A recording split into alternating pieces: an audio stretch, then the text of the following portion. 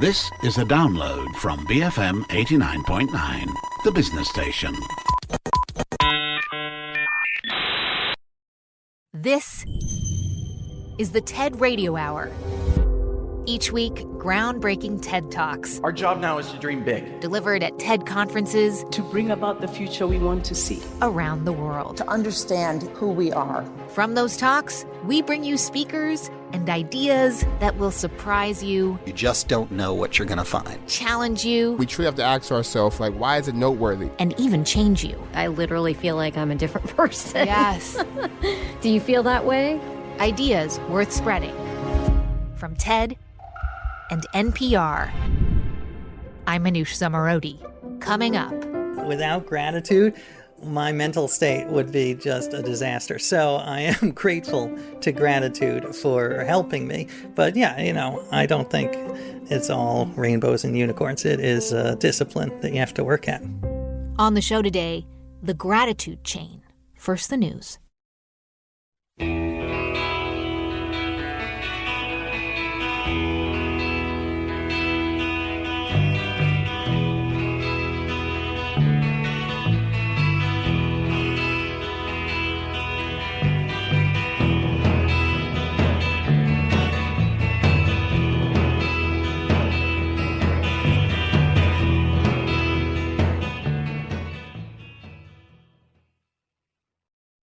It's the TED Radio Hour from NPR.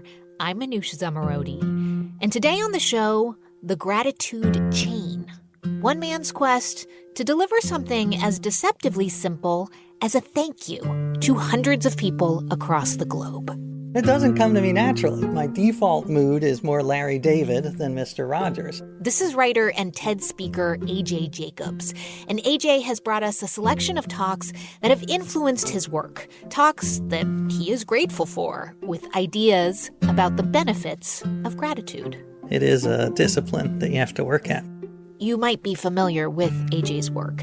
His specialty is experimenting on himself, trying out different kinds of behaviors, and then documenting how they change him, for better or worse. So I wrote a book about living by all the rules of the Bible, from the Ten Commandments to growing an alarmingly huge beard.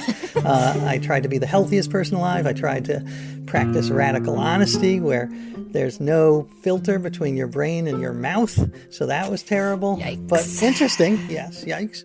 One of his most recent experiments was about trying to see if gratitude really would make him happier. And so in his book, Thanks 1,000, AJ documents his journey to thank every single person who had even the slightest hand in making his morning cup of coffee. And that turned out to be a crazy amount of people. So I thanked the barista, of course, and I went to South America when we were still allowed to travel, and I thanked the coffee farmers, but I also thanked the logo designer, the botanist, the truck driver who drove the coffee beans. I got a little out of control. I thanked the person. AJ ended up thanking over 1,000 people in what he calls a gratitude chain. The gratitude chain is the idea that it doesn't just take a village to make a cup of coffee, it takes the world. And it doesn't have to be coffee. It could be anything. This is AJ Jacobs on the TED stage. It's more about a mindset, being aware of the thousands of people involved in every little thing we do. Remembering that there's someone in a factory who made the fabric for the chairs you're sitting in right now. That someone went into a mine and got the copper for this microphone. And in the spirit of the gratitude chain, AJ has also done something pretty meta for this episode of the show. He has thanked everyone who helped make his TED Talk possible. So I actually went out and made a list and called the people and thanked them. Hello? Hi, Isaac? Hi. Hey, it's AJ Jacobs, the Hello. TED speaker. Hello, Corey? Hi, AJ. How are you? I'm good. How are you? So I thanked Michelle Quint, who edited the book on which the TED Talk was based. That's a good book. editor, you do get thanked, but it's like so rarely with voices. And I it's thanked like never Corey Hagem, the curator who helps choose who does the TED Talk. You're a curator, but you're a director, a producer, an editor, a cheerleader. So I thanked Crawford Hunt, who is one of the producers. You're welcome. That's so sweet. I thanked Isaac Waiton, who edited the TED Talk. So thank you for letting me thank you. Thank you for thanking me. Brian Green, who manages the TED.com website. You are very welcome, and there's many people behind the scenes, not just me, who make that website. I thank the folks at the DPA microphones, and your company made those amazing microphones. I wore on Francisco Diaz, who is the fact checker. You're welcome. I'm glad to have been able to do that. Tim Berners-Lee, who invented the World Wide Web, without which my TED Talk would have been seen by about 2 people. Well, you're welcome, as I tell everyone. Use it anytime, be my guest. So, yeah, there are a lot of people to thank. Oh my gosh, you thank Sir Tim Berners-Lee, the man responsible for making the web accessible. You really left no one out. Okay, so AJ, you have actually brought us a selection of talks that inspired you and influenced you as you wrote your book. And let's go to the first one that you brought us. The speaker is Tony Fadell. His talk is called "The First Secret of Design is Noticing." Why would you bring us a design talk to start our discussion about gratitude? Well, yes, Tony is... he's like a serious designer. So he was one of the designers of the iPod and the Nest. And he says that you've got to notice those little details in life that we take for granted. And that is such a key to gratitude, because the first step to gratitude is noticing. You can't be thankful for something that you don't notice. Why do we get used to everyday things? Well, as human beings, we have limited brain power. And so our brains encode the everyday things we do into habits, so we can free up space to learn new things. It's a process called habituation, and it's one of the most basic ways as humans we learn. Now, habituation isn't always bad. Remember learning to drive? I sure do. Your hands clenched at 10 and 2 on the wheel, looking at every single object out there, the cars, the lights, the pedestrians, is a nerve-wracking experience. But then something interesting happened. As the weeks went by, driving became easier and easier. You habituated it. It started to become fun and second nature. So there's a good reason why our brains habituate things. If we didn't, we'd notice every little detail all the time. It would be exhausting, and we'd have no time to learn about new things. When I did my project about coffee, I couldn't believe all the little masterpieces out there that I totally glossed over. Like even the coffee, the lid for the coffee cup was the design, the innovation that went into that, the little crescent. They thought about the way the little hole was shaped and how your nose had to get in there and get all of the aroma through a hole. It was just remarkable. And I'll never look at a coffee lid the same way. So his talk is just a brilliant summary of that, a brilliant exploration of this idea of noticing. Okay, so we need habituation to simply get on with our lives. But then the flip side of that is that we stop noticing the details and maybe take things for granted, like that coffee lid. Absolutely. I love that he says it's got its good side and its bad side. And I think the key is to fight against habituation some of the time so that you are really... I remember when I was standing in line for my coffee for the book, and I don't like standing in line, but I said, okay, I'm gonna try to notice things, because I never do that. My face is buried in my iPhone. So anyway, savoring is a big theme in gratitude. So I remember that one of the people I thanked was this guy who is the coffee buyer. So he goes around the world and buys all these coffee beans from South America and Africa, and he tastes them.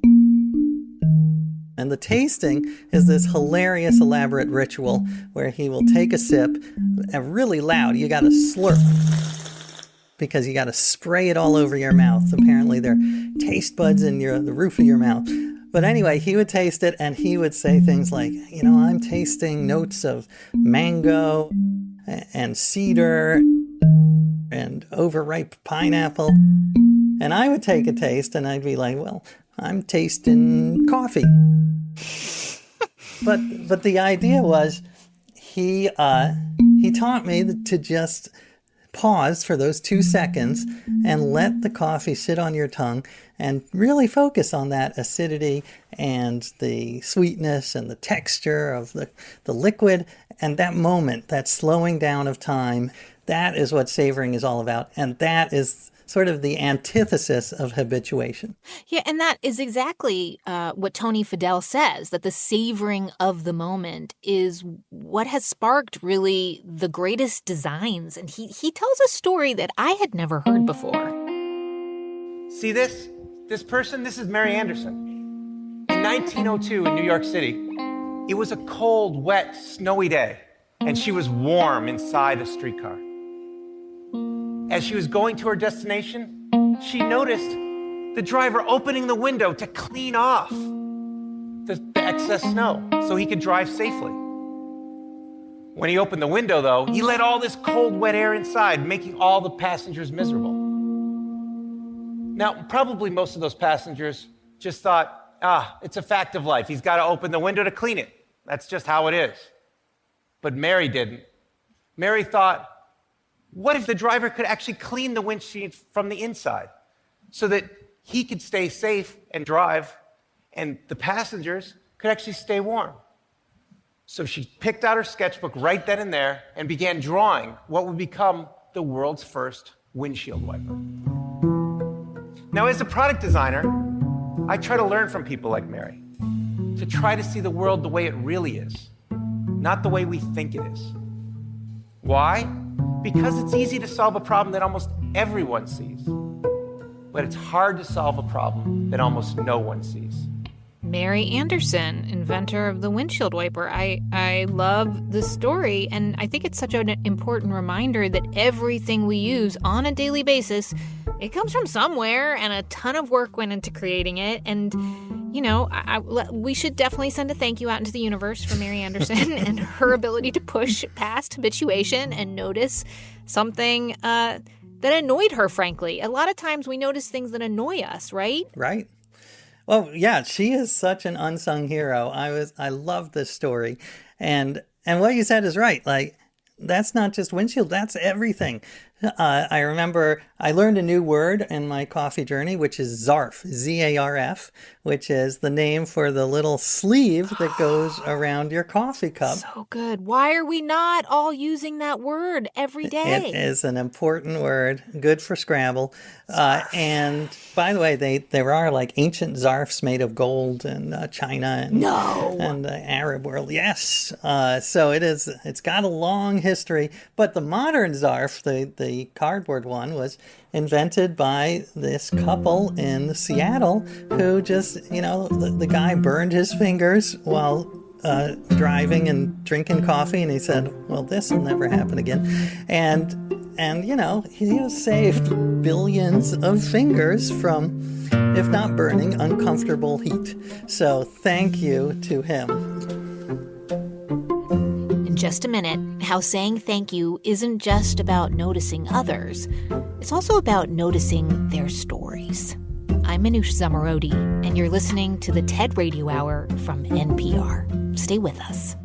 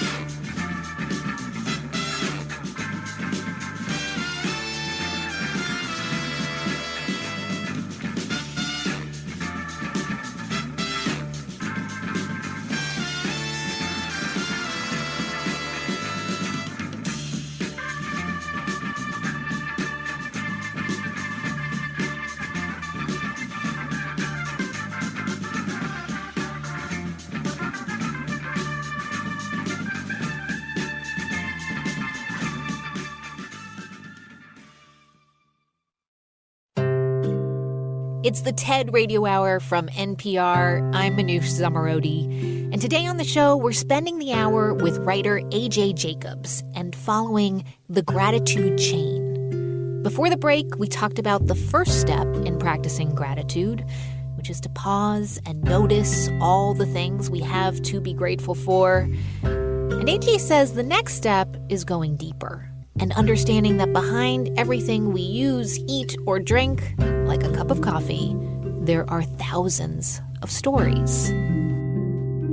It's not just the single story. It's the story of the migrant farm worker, the sailors who had to haul the burlap bags from South America to New Jersey, the barista, the story of the barista. And some of those stories are uplifting and some are full of suffering and oppression.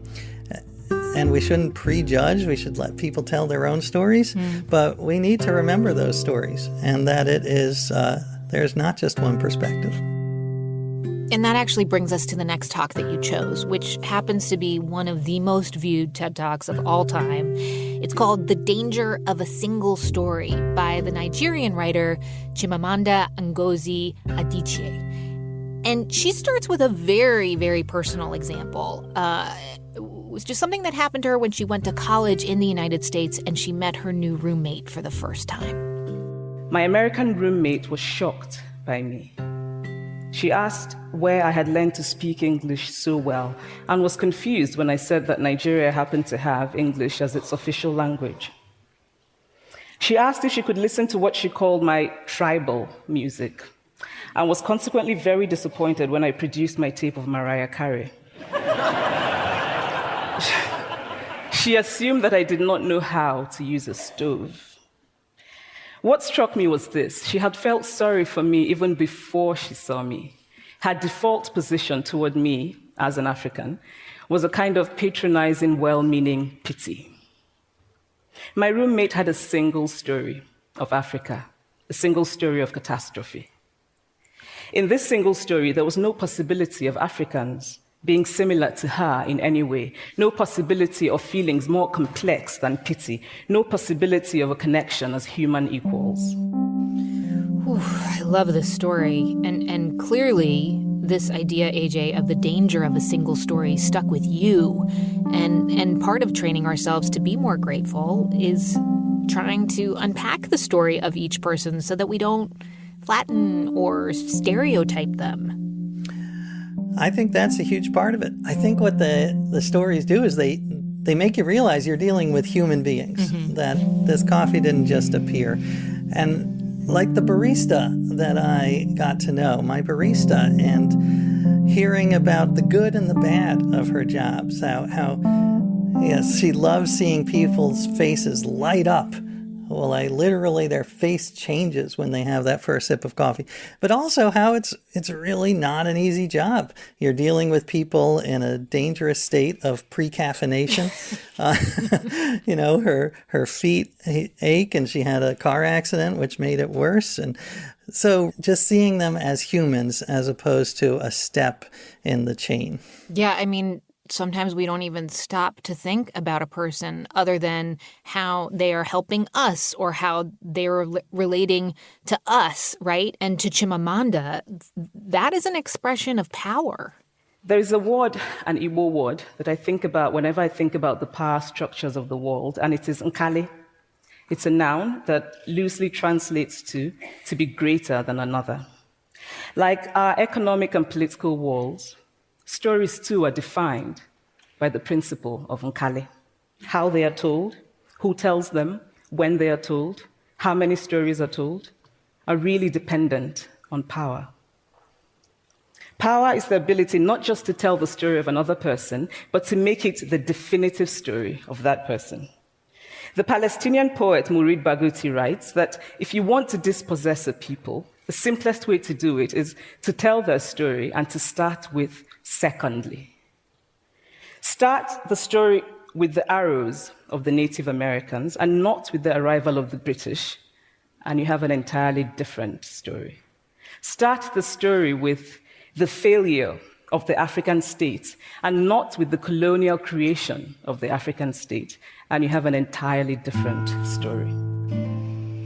I mean, AJ, to me, that reminds me of a certain very big coffee chain that really did use stories of the coffee farms as a marketing tool to make them look good, right? There's a difference between telling someone else's story and really telling the story and all the multitudes and putting yourself first as how their story reflects upon you, that you are a thoughtful and kind coffee chain company. Yeah, absolutely. It is. I think that the word that I love that she uses is flattening. So making it all Pollyanna-ish, making it all like, oh, isn't this wonderful? That's not the whole story. And making it all about suffering and oppression, also not the whole story. Everything is complicated. Everything has nuances. So we should advocate for changes when we can, but we shouldn't assume we know what those changes should be without listening to people's stories. And it was when you bring up that large coffee chain, it kind of reminds me of this point I made in the book where, I know it's, in one sense, it is insane that I pay $3 for this cup of water with a little bean dust. But once I know the stories and the hundreds of people involved, it's not so crazy. And in fact, I saw one estimate that said if we paid everyone along the supply chain the U.S. minimum wage, you would be paying $25 for a cup of coffee. Wow. And I think that we can use that fact for good. We can use that fact when we hear the stories of the people along the supply chain. Maybe it'll make us appreciate that cup of coffee or that toothbrush or whatever. It'll make us appreciate it more. I've always felt that it is impossible to engage properly with a place or a person without engaging with all of the stories of that place and that person. The consequence of the single story is this: it robs people of dignity. It makes our recognition of our equal humanity difficult. It emphasizes how we are different rather than how we are similar. Stories matter. Many stories matter. Stories have been used to dispossess and to malign, but stories can also be used to empower and to humanize. Stories can break the dignity of a people, but stories can also repair that broken dignity. When we realize that there is never a single story about any place, we regain a kind of paradise. I think this is a lovely point to turn to the next speaker that you have brought to us. It's a woman named Monica Ramirez, and her talk is called Passing the Mic to Migrant Farmers. And it's exactly that the people on the supply chain need to tell their own stories. When I was growing up, my father, who started working in the fields when he was 8 years old, picking cotton in Mississippi, would often recount for myself and my siblings some of the conditions that existed for farm workers. It was from these stories and from learning from my family that I didn't only understand that there were things that were happening that were wrong in the world, I also understood that there were people who are doing things to change these situations, beginning with the people themselves who are living those circumstances. My family taught me the value of my voice, and they showed me what power looks like. And it was with those early lessons that when I was 14 years old, and the area newspaper had a spread that said, "Welcome back, fishermen," on it, I was bothered. And I went to my father and I asked him, well, why isn't there a welcome back farm worker section of the newspaper? Because every year around the same time, farm workers and fishermen arrived in my town. And my father said he didn't know and that I should go and ask. And so I did. I went to the local newspaper and I asked them why there was no welcome back farm worker section. And the editor, he could have turned me away, but he said, well, why don't you write about it? And so at the age of 14, I started my beat, writing about farm workers and the Latino community in my rural Ohio town. The newspaper editor passed the mic to her. Tell me why Monica has stuck with you and why it's part of your journey to understand the importance of gratitude. I think one of the main reasons I love her talk so much is that she says that stories should lead to action. She's an activist, she's a lawyer, and to me that is huge because gratitude, the dark side of gratitude is that it could lead to complacency, to be like, oh, everything's wonderful. And actually, I think the research shows that it's not usually that way, that actually gratitude makes you want to pay it forward. It sparks you to action. And I found that on just, me as one data point, knowing all that went into my coffee. I wanted to help make those steps on the chain better. Whether that's finding a great water charity, since coffee is 98.8% water, or it means switching to a reusable mug. I mean, neither of these are going to get me the Nobel Peace Prize. I realize that, but every action counts, and just being aware.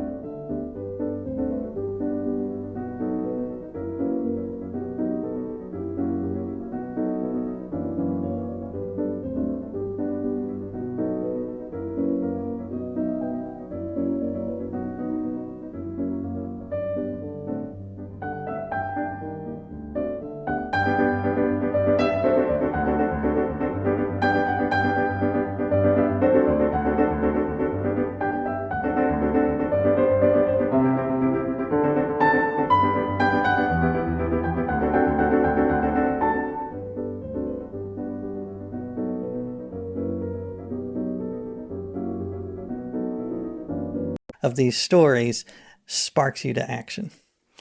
Speaking of action, Monica actually tells an incredible story about the impact that lending a voice can have. And in this case, it was about how women farm workers used telling their own story to support women in Hollywood.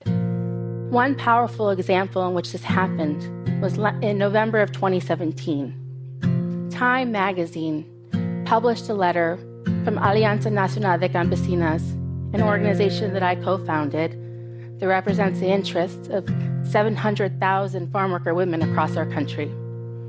The letter was written to women in the entertainment industry who had experienced widespread sexual harassment. And the farm worker women who are part of the Alianza began to hear the stories and felt compelled to speak out.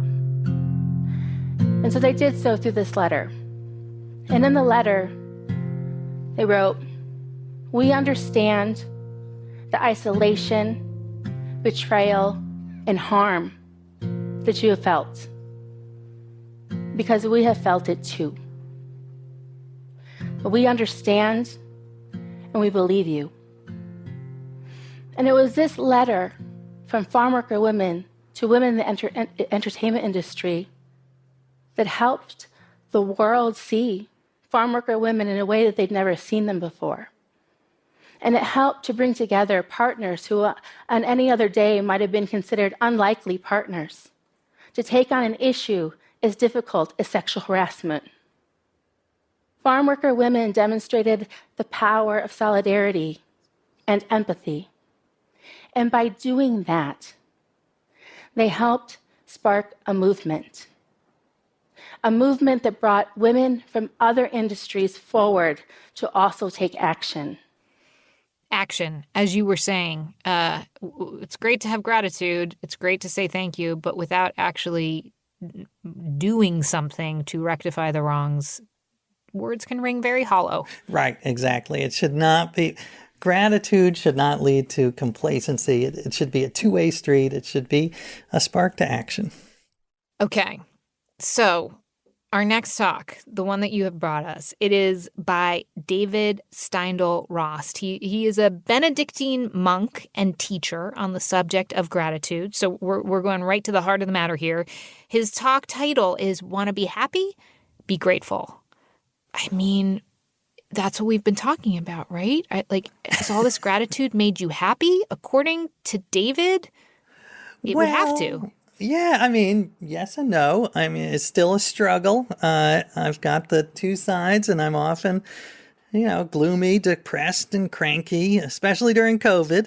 But I just cannot imagine without gratitude, my mental state would be just a disaster. So I am grateful to gratitude for helping me. But yeah, I don't think it's all rainbows and unicorns. It is a discipline that you have to work at. And that's exactly what he's saying. So let's play a clip. How is the connection between happiness and gratefulness? Many people would say, well, that's very easy. When you are happy, you are grateful. But think again. Is it really the happy people that are grateful?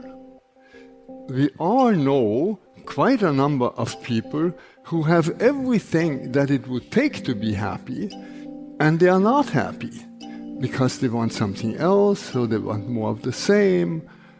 And we all know people who have lots of misfortune that we ourselves would not want to have.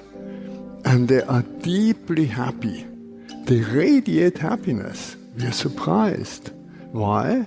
Because they are grateful. So it is not happiness that makes us grateful. It's gratefulness that makes us happy. If you think it's happiness that makes you grateful, think again. It's gratefulness that makes you happy. He is quite a figure, David Steindl-Rast. He wears these awesome Birkenstocks on stage, and you really feel that you are in the presence of clarity in some ways. But I have to say, just hearing that clip, it reminds me, I've only really known you since you've written this book. And when I remember when I first met you, I was like, it's just so, you are one of those people who radiates happiness. I don't know if that's a new thing for you, but you do. Well, that is very nice of you to say. And I would say that is not really what's going on inside, but I love that there is the radiating.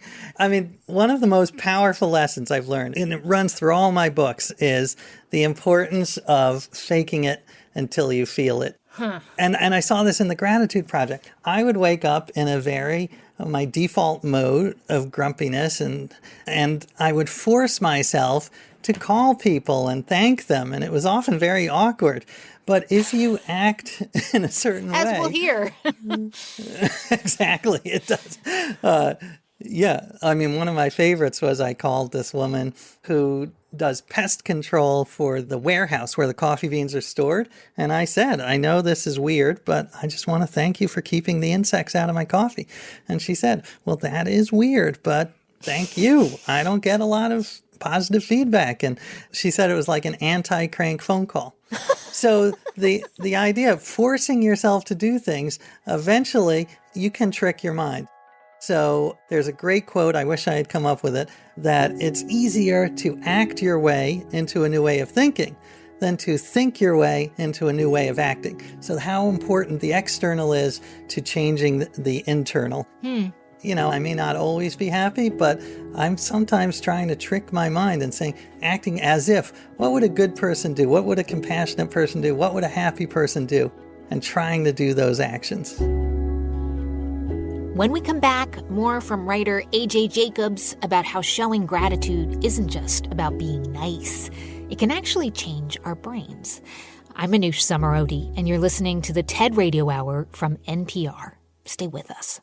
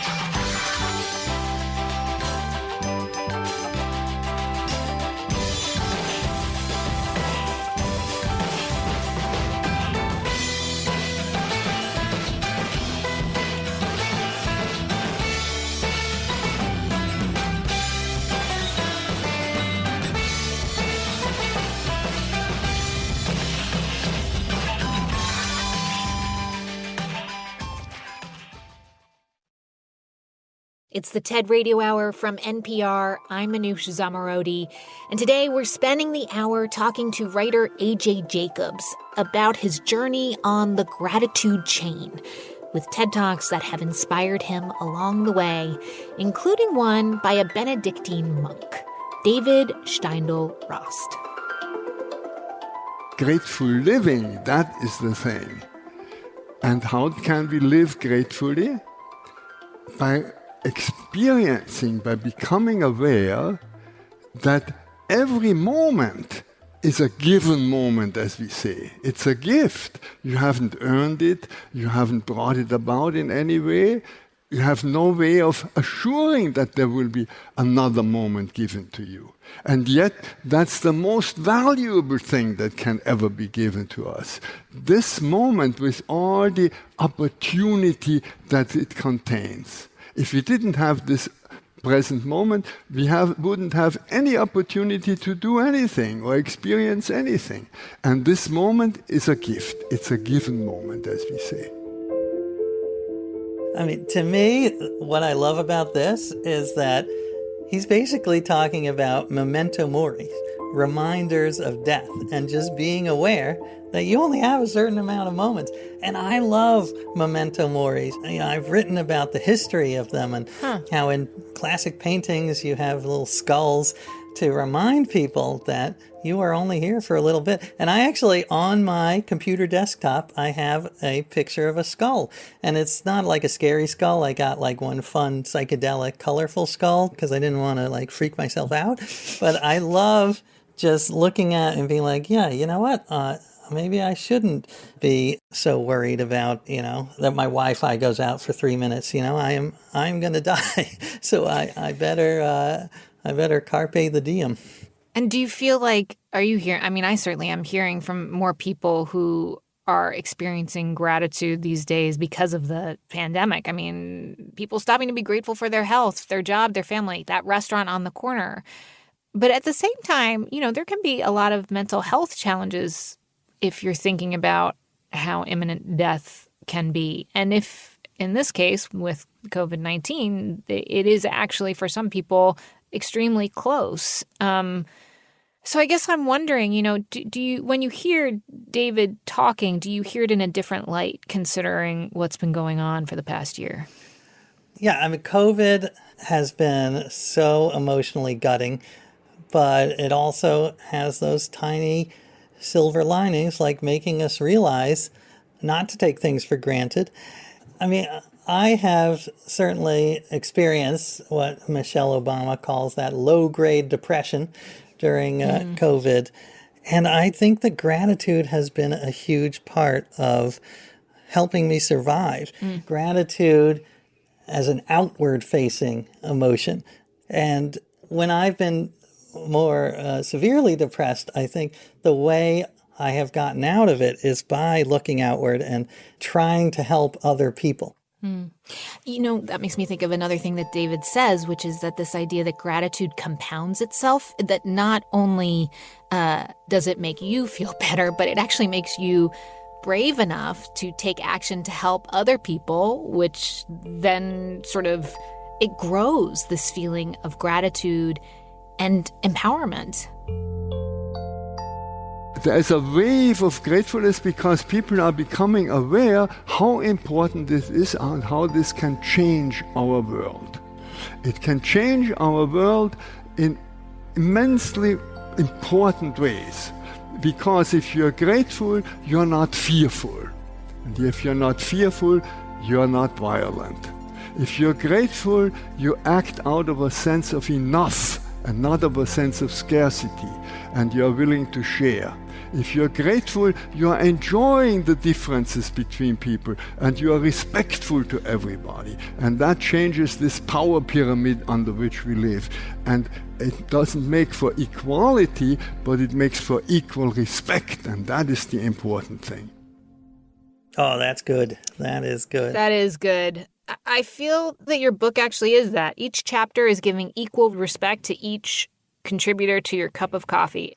Right. Because without the parts, you don't get a whole.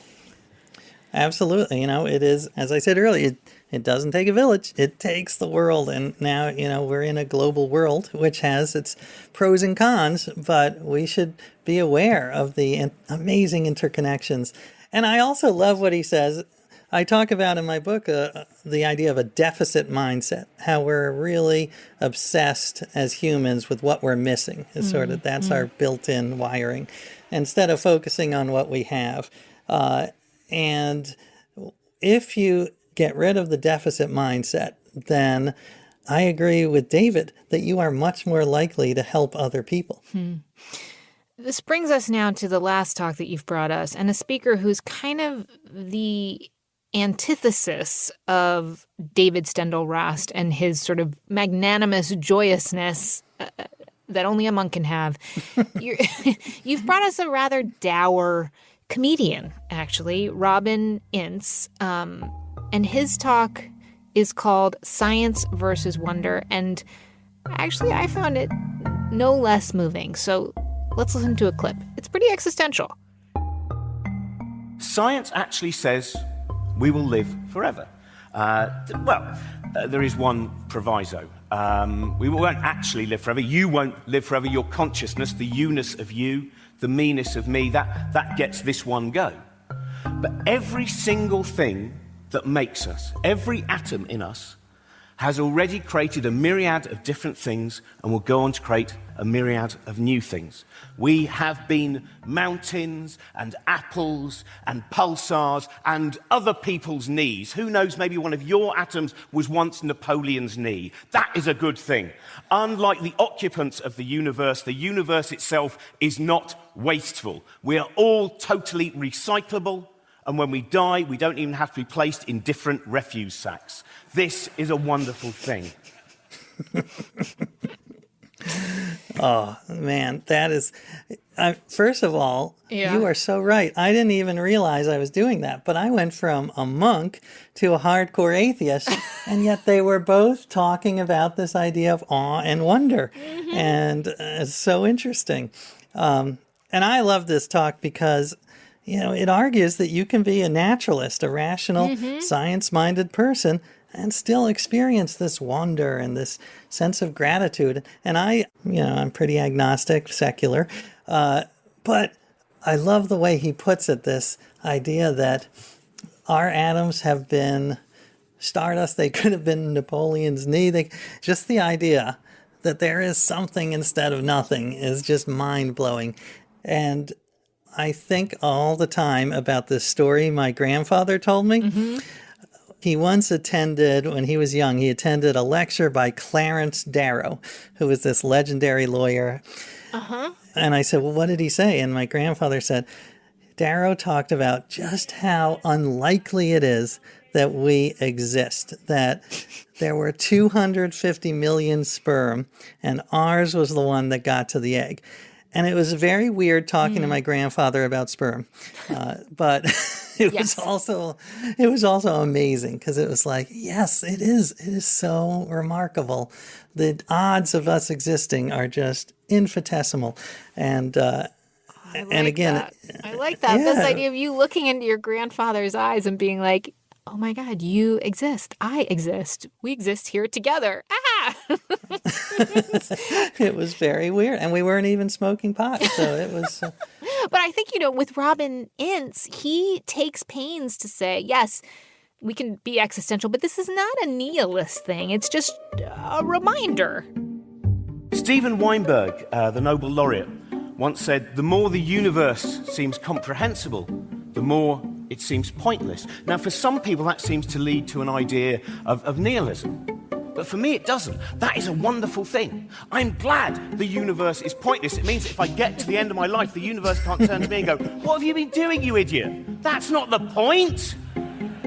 I can make my own purpose. You can make your own purpose. We have the individual power to go, this is what I want to do. And in a pointless universe, that to me is a wonderful thing. I have chosen to make silly jokes about quantum mechanics and the Copenhagen interpretation. You, I imagine, can do much better things with your time. Thank you very much. Goodbye.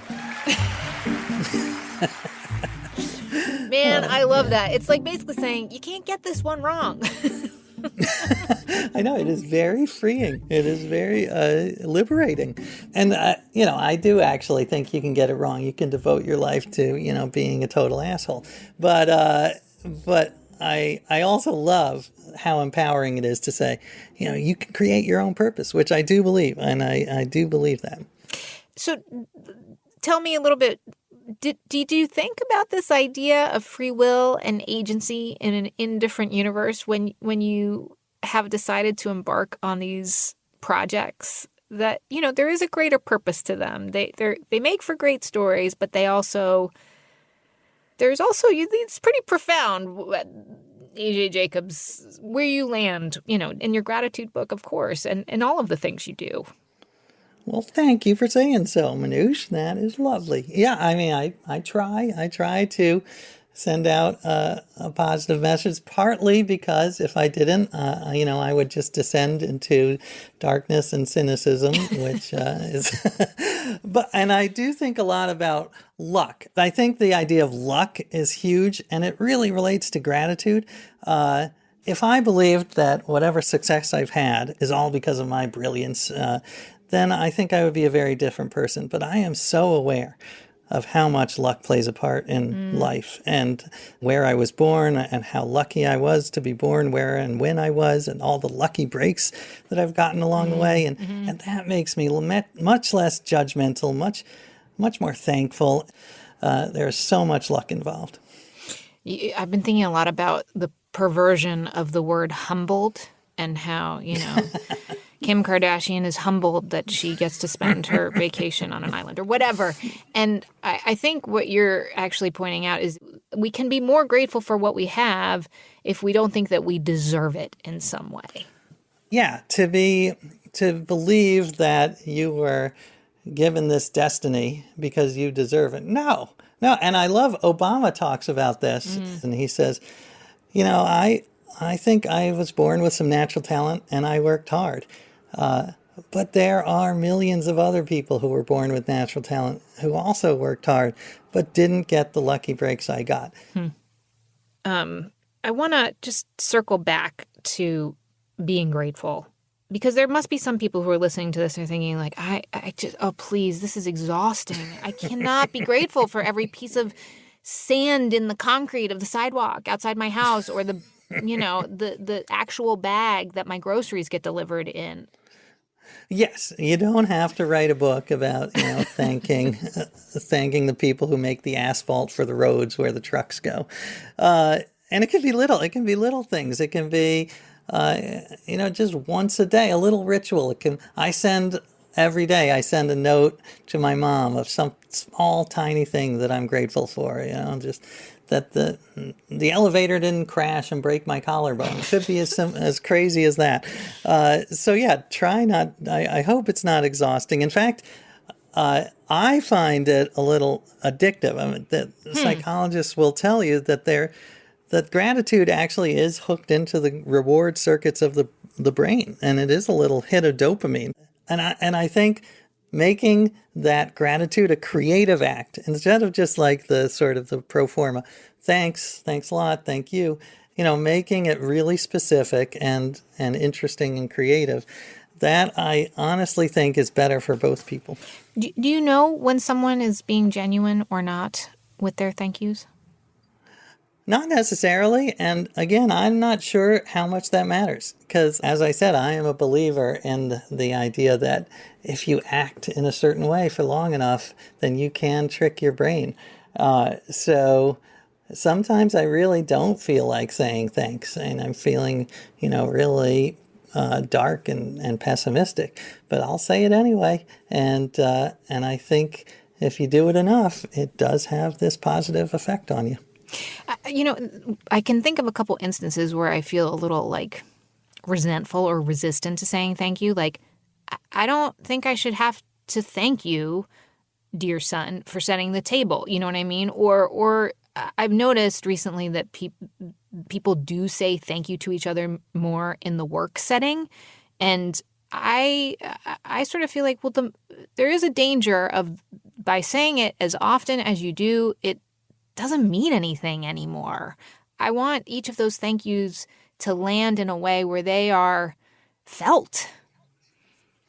That is interesting. I actually think that we underthank so much that is a bigger problem than overthinking. I mean, just calling these people on the coffee chain, like I said, when I called that woman who did pest control for the warehouse, she had never been thanked. And you listen to some of the people, when I thanked Michelle Quint, the editor of the book, she was gobsmacked. She didn't know what to do. She was like, I've never had an author thank me in person. This is so awkward.